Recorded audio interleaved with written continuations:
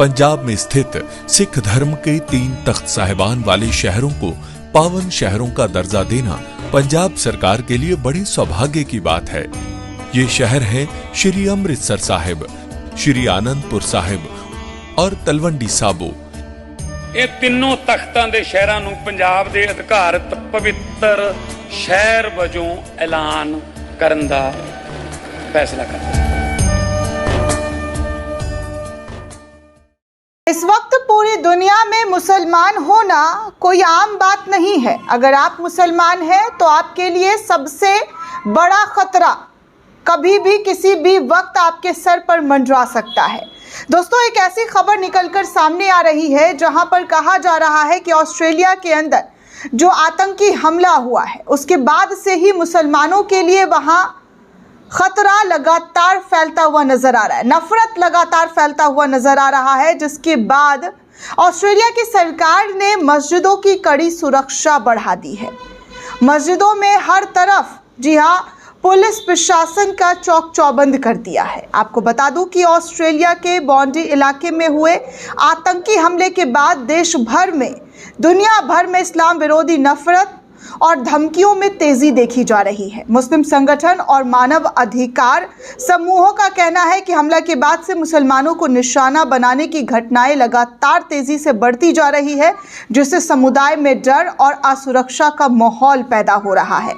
Islamophobia register Australia के अनुसार 14 दिसंबर की घटना के बाद एक सप्ताह से जुड़ी 126 शिकायत दर्ज जो है ऑस्ट्रेलिया के अंदर की गई है, जो इससे पहले के हफ्ते की तुलना में 10 गुना अधिक है। इसमें मस्जिदों में धमकियां, मुस्लिम महिलाओं के साथ दुर्व्यवहार और सार्वजनिक स्थलों पर नस्लवादी टिप्पणियां जैसी तमाम चीज़ें शामिल हैं।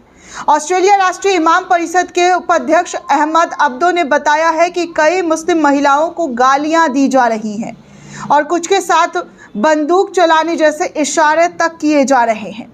उन्होंने कहा है कि डर का माहौल बहुत ज़्यादा बढ़ गया है। कुछ महिलाओं को हिजाब पहनकर घर से बाहर निकलने में भी डर लगता है।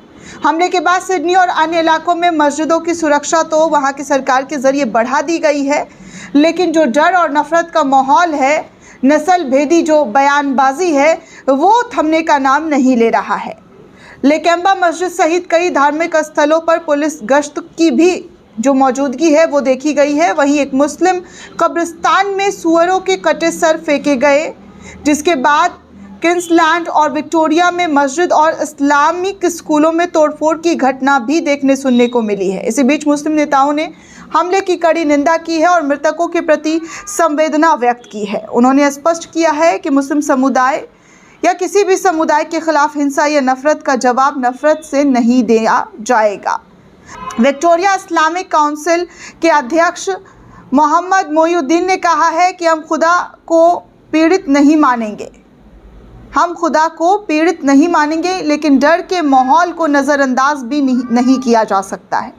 न्यू साउथ वेल्स के प्रीमियर क्रिस मिन्स ने मुस्लिम और यहूदी समुदाय के नेताओं के साथ एकजुटता दिखाई है और कहा है कि किसी भी प्रकार की नफरत या हिंसा को ऑस्ट्रेलिया के अंदर बर्दाश्त नहीं किया जाएगा। सिडनी की अल हियाद मस्जिद में यहूदी समुदाय के साथ मिलकर श्रद्धांजलि कार्यक्रम आयोजित किया गया, जो कि सामाजिक सौहार्द का प्रतीक माना जा रहा है। कहा जा रहा है कि ऐसी चीज़ें करके वहाँ पर लोगों के ज़रिए मैसेज देने की कोशिश की जा रही है कि यहूदी और मुस्लिम समुदाय के लोगों के बीच सब कुछ सही है, सब एक साथ मिलकर इस बुरे वक्त से लड़ने की तैयारी कर रहे हैं। दोस्तों, आपको पता है कि ऑस्ट्रेलिया के अंदर जो हमला हुआ, जिस तरीके से गोलियां चलाई गई और लोगों की जान गई, उसमें बचाने वाला शख्स भी, उन आतंकवादियों से लड़ने वाला शख्स भी मुस्लिम समुदाय से था, जिसने अपनी जान की परवाह किए बिना उन आतंकवादियों से लोहा लिया और शख्स को गोलियां भी लगी और गंभीर चोटें भी, जिसके बाद ऑस्ट्रेलिया की सरकार उनके पास पहुंची, उनके